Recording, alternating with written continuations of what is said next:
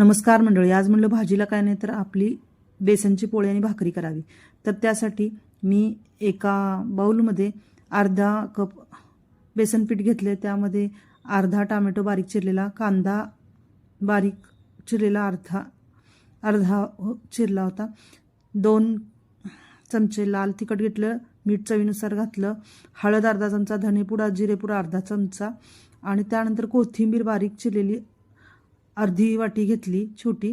त्यानंतर थोडं पाणी घालून मस्त चमच्याने ढवळून घेतलं आणि एका पॅनवर तेल थोडंसं घातलं आणि त्यावर ही दामटी, म्हणजेच आम्ही पूर्वी ह्याला दामटी म्हणायचो, तर ती ही बेसनची पोळी घालून घेतली आणि पलीकडच्याच तव्यावर मी मस्तपैकी जोंधळ्याची भाकरी करून घेतली। खूप छान झाले हे दोन्ही पण। व्हिडिओ आवडला असेल तर व्हिडिओला लाईक करा, नवीन असाल तर सबस्क्राईब करा। पुन्हा भेटू पुढच्या व्हिडिओमध्ये, तोपर्यंत धन्यवाद।